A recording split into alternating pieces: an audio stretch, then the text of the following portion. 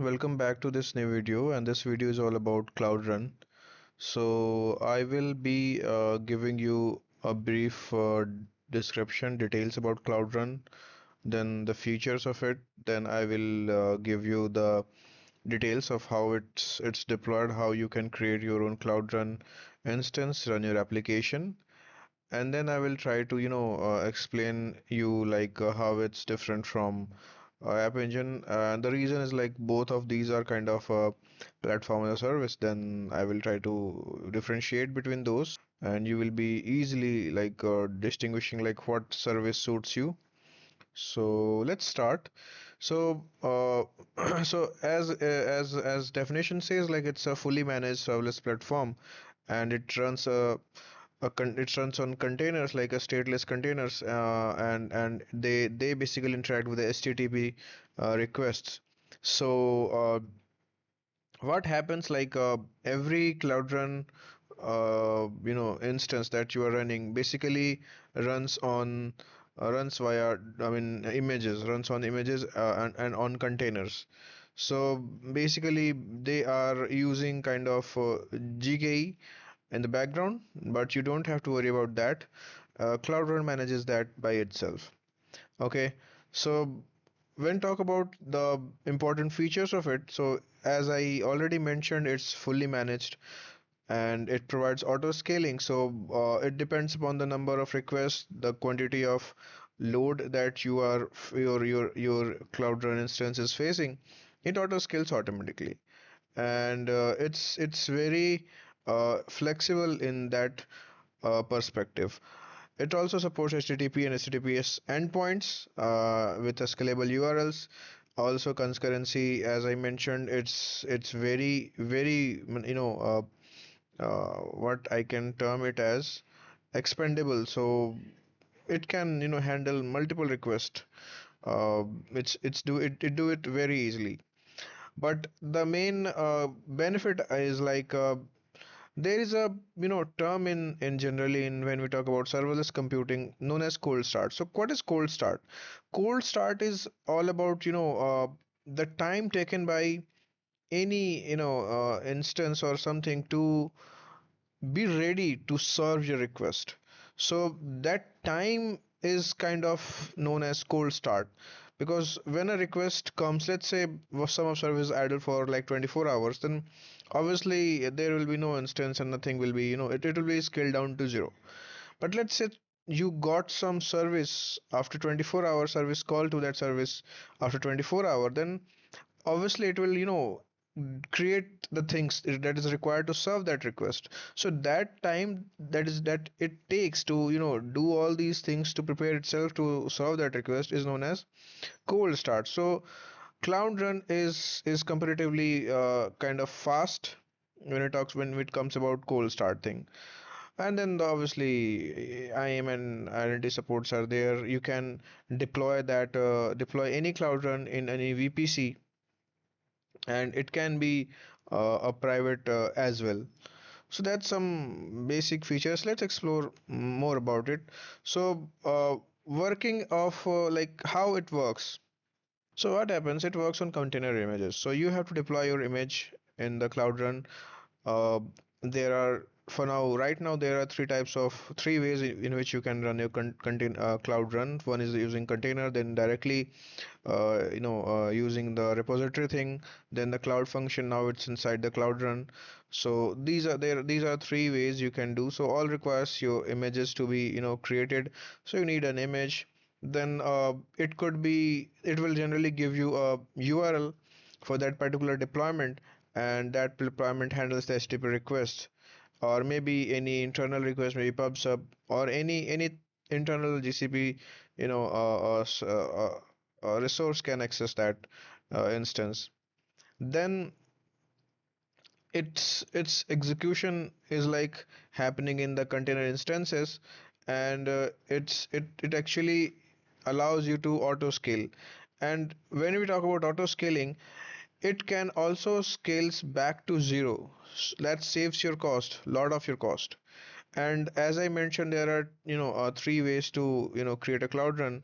The first one obviously is doing a a CI/CD pipeline that will ultimately, connect to your repository, and then it will deploy a instance or image of your repository. That's one way. The second one is directly, uploading your image to artifact registry, and you can provide the URL of that particular repository image, and it will create a Cloud Run for you. Another one is a Cloud Run function that is kind of a serverless, very popular computing that requires again a cloud image to be deployed over there, but it's kind of all the kind of are like same, but there are different ways to do it. Now, when you talk about use cases, so use cases are very, straightforward, uh, generally used for the creating REST APIs or any webhooks.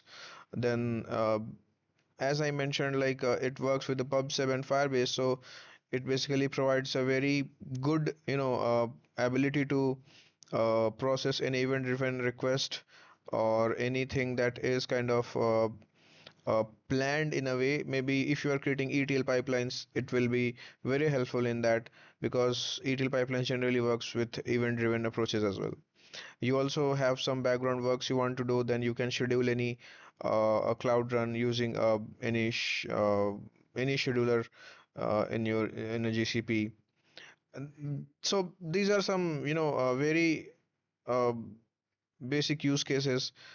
uh, Multiple scenarios happens when you have to have some ML, not much heavy ML, but very very, lightweight models you have created. You have to work with them, so you can deploy a Python application with your own model on that.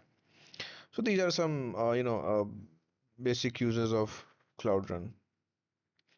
Now, when you talk about the differences between other service providers, then let's talk about AWS. So in GCP, it's known as Cloud Run. Something similar is also available in AWS, that is known as, App Runner. So both are serverless kind of architecture. Both runs on the images that are provided to them.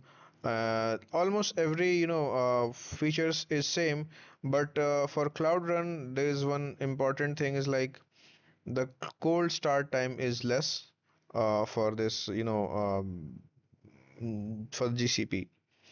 And generally, this pricing and other things depends on the type of usage you are doing. So that's not a point of comparison, but it's like what is something similar in AWS. So it's App Runner. Now let's see like how it's different from App Engine. So first is a runtime support. So uh, till the standard, App Engine, it was running on some specific runtimes, and it was kind of restricted. But in the Cloud Run, you can run any language, any runtime, because you are running an image, so that can be done very efficiently. Flexibility is obviously Cloud Run is very flexible, but when you talk about the, startup time, App Engine is very, very fast, and the reason is like they don't scale back to zero generally.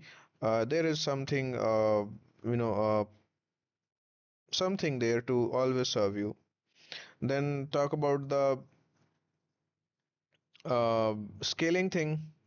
So the scalability of Cloud Run is much better than the App Engine, and dependencies can be any customizable dependencies can be done in Cloud Run, but again, this App Engine is kind of very restricted. But also the flexible came, it also became very, kind of comparatively, can not comparatively better, but something similar to Cloud Run. So that's one more thing. Now the other things that is important to understand is like the run the like, let's say there is a request and it request is taking much time. then any request in App Engine is taking maybe 60 seconds or maybe more than 60 seconds in minutes maybe, but it's always less than the Cloud Run because Cloud Run provides up to 60 minutes of your request to be running. Obviously, that's not a better approach because once it's something is running for 60 minutes and doesn't giving you any response, then it will be a costly deal. So people don't generally do that. Now,